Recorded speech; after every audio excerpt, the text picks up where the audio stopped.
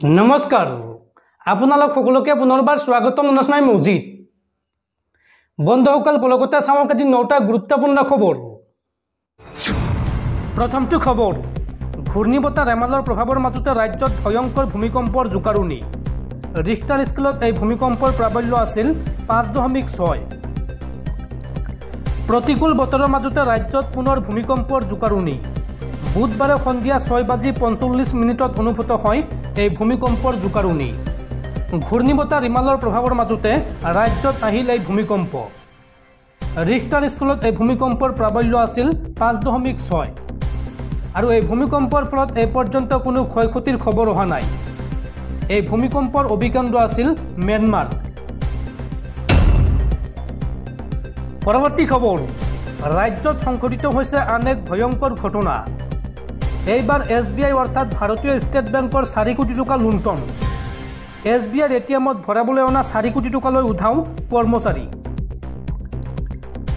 ভাৰতীয় ষ্টেট বেংকৰ 4 কোটি টকা লুণ্ঠন। SBIৰ এটিএমত ভৰাবলৈ অনা 4 কোটি টকালৈ উধাও হ'ল কৰ্মচাৰী। ধন ভৰাবলৈ আনি হিটাচি কোম্পানীৰ কৰ্মচাৰী অজয় বিশ্বকৰ্মা উধাও। নাৰেংগীৰ বীৰকুছিৰ পৰা আৰক্ষীয়ে গ্ৰেপ্তাৰ কৰিছে অভিযুক্তক। হিটাচি কোম্পানীৰ গুৱাহাটীৰ মেনেজাৰ হিচাপে কৰ্মৰত আছিল অজয় আৰু ধন লুট কাৰ্যত সহায় কৰিছিল কোম্পানীটোৰ আন কেইবাজনো কৰ্মচাৰীয়ে। ঘটনা সন্দৰ্ভত ইতিমধ্যে দিছপুৰ থানাত এজাহাৰ দাখিল কৰিছে হিটাচি কৰ্তৃপক্ষই আৰু এই ঘটনাক লৈ দিছপুৰ আৰক্ষীয়ে আৰম্ভ কৰিছে তদন্ত। পৰৱৰ্তী খবৰ সাৱধান হওক ৰাজ্যবাসী। राज्यत पुनर बतर लब भयंकर रूप। आगंतुक 5 दिनলৈ राज्यत जारी কৰা হৈছে এলাৰ্ট। অহা 2 জুনলৈকে ৰাজ্যৰ আটাইকেইখন জিলাতে কম বেছি পৰিমাণে বৰষুণৰ সম্ভাৱনা আছে। আগজাননী বতৰ বিজ্ঞান কেন্দ্ৰৰ। সাৱধান হওক ৰাজ্যবাসী। राज्यत पुनर बतर लब भयंकर रूप। राज्যৰ ভিন্ন প্ৰান্তত হ'ব ধাৰাসাৰ বৰষুণ ধুমুহা বজ্ৰপাত। আগন্তুক 5 দিনলৈ राज्यत জাৰি কৰা হৈছে সতৰ্কবাণী। আজি ৰাজ্যৰ 4খন জিলাত জাৰি কৰা হৈছে ৰেড এলাৰ্ট। লগতে আজি ৰাজ্যৰ 5খন জিলাত জাৰি কৰা হৈছে অৰেঞ্জ এলাৰ্ট আৰু লগতে 22খন জিলাত য়েলো এলাৰ্ট জাৰি কৰিছে বতৰ বিজ্ঞান কেন্দ্ৰই। পশ্চিম কাৰ্বি আংলং, নগাঁও, গোলাঘাট, সজাই, কাৰ্বি আংলঙত অৰেঞ্জ এলাৰ্ট জাৰি কৰা হৈছে। লগতে ধুবুৰী, দক্ষিণ শালমাৰা, কোকৰাঝাৰ, চিৰাং, বঙাইগাঁও, গোৱালপাৰা, বৰপেটা, কামৰূপ মেট্ৰ, নলবাৰীত জাৰি কৰা হৈছে য়েলো এলাৰ্ট। লগতে বাক্সা, দৰং, মৰিগাঁও, শোণিতপুৰ, বিশ্বনাথ, ওদালগুৰি, লখিমপুৰ, যোৰহাট, চৰাইদেউ আৰু তিনিচুকীয়া জিলাত জাৰি কৰা হৈছে য়েলো এলাৰ্ট। মুঠতে অসমৰ আটাইকেইখন জিলাতে কম বেছি পৰিমাণে বৰষুণ হোৱাৰ সম্ভাৱনা আছে। বন্ধুসকল তাৰপিছত 4 নম্বৰ খবৰটো জনোৱাৰ আগতে আপোনালৈ এটা সৰু ৰিকুৱেষ্ট, যদি তেওঁলোকে এই ভিডিঅ'ত লাইক কৰা নাই তেন্তে প্লিজ এটা লাইক কৰি দিয়ক আৰু এনেকুৱা ধৰণৰ নতুন নতুন ভিডিঅ' পাবলৈ চেনেলটো ছাবস্ক্ৰাইব কৰি কাষত থকা বেল আইকনটো প্ৰেছ কৰি ৰাখক। পৰৱৰ্তী খবৰ জাতিৰ পিতা মহাত্মা গান্ধীক অপমান। এই সন্দৰ্ভত প্ৰধানমন্ত্ৰী মোদীৰ বিৰুদ্ধে গোচৰ দিলে লুইত কুমাৰ বৰ্মনে। গুৱাহাটীৰ হাতীগাঁও আৰক্ষী থানাত দাখিল কৰা হৈছে FIR। প্ৰধানমন্ত্ৰী নৰেন্দ্ৰ মোদীয়ে নিৰ্বাচনী প্ৰচাৰৰ মাজতে মহাত্মা গান্ধী সম্পৰ্কে কৰা মন্তব্যৰ বিৰুদ্ধে আৰক্ষীৰ কাষ চাপিল ৰজত কমল বঁটাপ্ৰাপ্ত ছবি পৰিচালক লুইত কুমাৰ বৰ্মন। বুধবাৰে লুইত কুমাৰ বৰ্মনে গুৱাহাটীৰ হাতীগাঁও আৰক্ষী থানাত প্ৰধানমন্ত্ৰী নৰেন্দ্ৰ মোদীৰ বিৰুদ্ধে দাখিল কৰে FIR। FIRত বৰ্মনে উল্লেখ কৰিছে, প্ৰধানমন্ত্ৰী নৰেন্দ্ৰ মোদীয়ে নিৰ্বাচনী প্ৰচাৰত আমাৰ জাতিৰ পিতা মহাত্মা গান্ধীক তেওঁৰ ওপৰত নিৰ্মিত এখন চিনেমাৰ পাছতেই বিশ্ব জানিছে বুলি মন্তব্য কৰিছে। মহাত্মা গান্ধীৰ এই সন্দৰ্ভত তেওঁৰ এই বক্তব্য অতি অপমানজনক আৰু এগৰাকী ভাৰতীয় নাগৰিক হিচাপে এনে অপমান সহ্য কৰিব নোৱাৰি। তেওঁক আমি জাতিৰ পিতা বুলি গণ্য কৰোঁ আৰু আমাক এই বিষয়ে বিদ্যালয়তো শিকোৱা হৈছে। ইয়াৰ উপৰি তেওঁ লিখিছে, এজন নাগৰিক হিচাপে আমি মহাত্মা গান্ধীৰ অপমান সহ্য কৰিব নোৱাৰোঁ। মহাত্মা গান্ধী জীৱনতকৈ ডাঙৰ আৰু তেওঁক পৃথিৱীত পৰিচয় কৰাই দিবলৈ কোনো চিনেমাৰ প্ৰয়োজন নাই। মহাত্মা গান্ধীক এখন চিনেমাৰ সৈতে তুলনা কৰি নৰেন্দ্ৰ মোদীয়ে মহাত্মা গান্ধীৰ লগতে ভাৰতীয় জনতাক বদনাম কৰিছে। এনে পৰিপ্ৰেক্ষিততে লুইত কুমাৰ বৰ্মনে প্ৰধানমন্ত্ৰী মোদীৰ বিৰুদ্ধে আইনৰ প্ৰাসংগিক ধাৰাৰ অধীনত ব্যৱস্থা গ্ৰহণ কৰিবলৈ আৰক্ষীক অনুৰোধ জনায়। পৰৱৰ্তী খবৰ ঘোষণা কৰা হ'ল অম্বুবাচী মেলাৰ দিন। অহা 22 জুনৰ পৰা কামাখ্যাত আৰম্ভ হ'ব অম্বুবাচী মেলা। 22 জুনৰ পুৱা 8:43:39 আৰম্ভ হ'ব অম্বুবাচীৰ প্ৰবৃত্তি আৰু 26 জুনত হ'ব অম্বুবাচীৰ নিবৃত্তি। পৰৱৰ্তী খবৰ, সাগৰীয় ঘূৰ্ণীবতাহ ৰেমালৰ তাণ্ডৱ লীলাৰ মাজতে গুৱাহাটীত সংঘটিত হৈছে আন এক ভয়ংকৰ ঘটনা। গুৱাহাটীত ভয়ংকৰ ভূমিস্খলনৰ ঘটনা সংঘটিত হৈছে আৰু এই ভূমিস্খলনৰ ফলত গাৰ্ডৱাল খহি মৃত্যু হৈছে এগৰাকী শিশুৰ, লগতে আঘাতপ্ৰাপ্ত হৈছে শিশুটিৰ মাতৃও। গুৱাহাটীত পুনৰ ভয়ংকৰ ভূমিস্খলনৰ ঘটনা। এই ভূমিস্খলনত এটি কণমানি শিশুৰ কৰুণ মৃত্যু হৈছে। দিনৰ ভাগত খহি পৰিল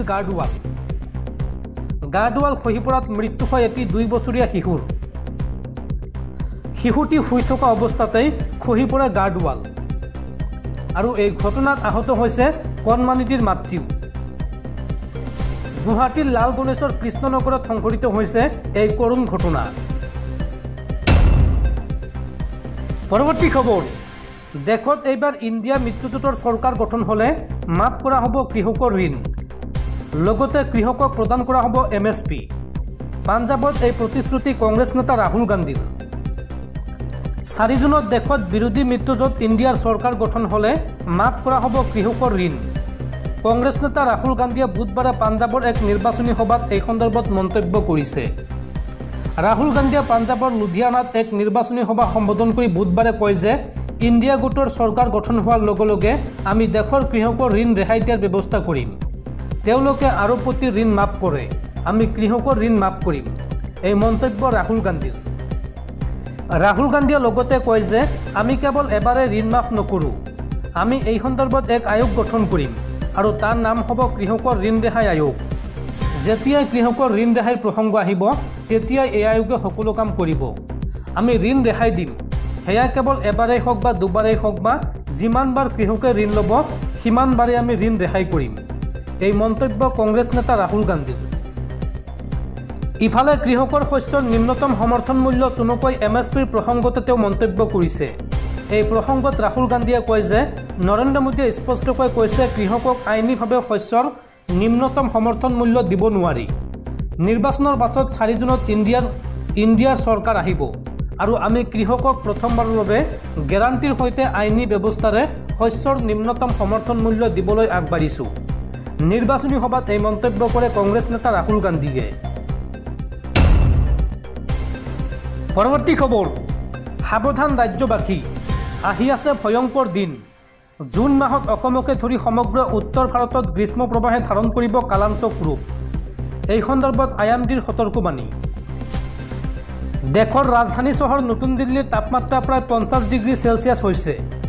ৰাজধানী চহৰখনত তাপমাত্ৰাই পূৰ্বৰ সকলো অভিলেখ ভংগ কৰিছে আৰু এনে সময়তে ভাৰতীয় বতৰ বিজ্ঞান বিভাগ চমুকৈ IMDয়ে মাহেকীয়া পূৰ্বাভাসত ভৱিষ্যতবাণী কৰিছে যে জুন মাহত সমগ্ৰ উত্তৰ ভাৰতত তীব্ৰ গ্ৰীষ্মপ্ৰবাহ হ'ব।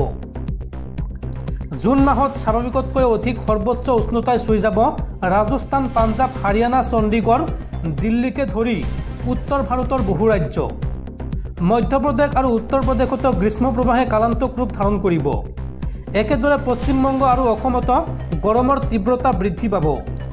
সোমবাৰে ফালুৰী, পশ্চিম ৰাজস্থানত সৰ্বোচ্চ তাপমাত্ৰা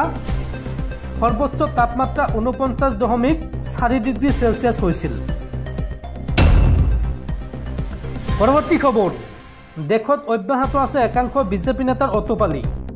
এইবাৰ সাংসদ ব্ৰিজ ফুকনৰ পুত্ৰ কৰণ ফুকনৰ কণ্ঠৰ খুন্দাত নিহত হৈছে 2টাকৈ শিশু, লগতে আহত হৈছে আন এজন ব্যক্তি। উত্তৰ প্ৰদেশৰ গণ্ডাৰ কৰ্ণেলগঞ্জ হুজুৰপুৰ পথৰ বৈকুণ্ঠ ডিগ্ৰী মহাবিদ্যালয়ৰ সমীপত বিজেপিৰ লোকসভাৰ প্ৰাৰ্থী কৰণ ফুকন সিঙৰ কনভয়ৰ এখন তীব্ৰবেগী গাড়ীৰ খুন্দাত 2টা শিশুৰ মৃত্যু হোৱাৰ লগতে আন এজন ব্যক্তি আহত হৈছে। জানিব পৰা মতে আৰক্ষীয়ে গাড়ীখন জব্দ কৰি শিশুকেইটাৰ মৃতদেহ উদ্ধাৰ কৰিছে।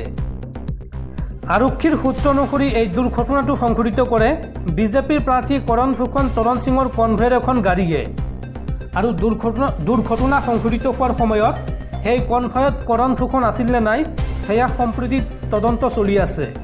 প্ৰাৰম্ভিক প্ৰতিবেদনত তেওঁৰ নাম উল্লেখ কৰা হোৱা নাই। অভিযোগৰ ভিত্তিত কৰ্ণেলগঞ্জ থানাত গোচৰ ৰুজু কৰা হৈছে। গাড়ীখন আৰু ইয়াৰ চালকক জিম্মাত লৈ আৰক্ষীয়ে আইনী ব্যৱস্থা গ্ৰহণ কৰিছে। উল্লেখযোগ্য যে বিজেপিৰ সাংসদ ব্ৰিজভূষণ চৰণ সিঙৰ পুত্ৰ কৰণ ভূষণ সিং, কিন্তু এইবাৰ লোকসভা নিৰ্বাচনত ব্ৰিজভূষণত প্ৰাৰ্থিত্ব প্ৰদান কৰা নাই আৰু তাৰ সলনি পুত্ৰ কৰণ ভূষণ সিঙক উত্তৰ প্ৰদেশৰ কৈশোৰগঞ্জ লোকসভা আসনৰ প্ৰাৰ্থী হিচাপে মনোনীত কৰিছে বিজেপিয়ে।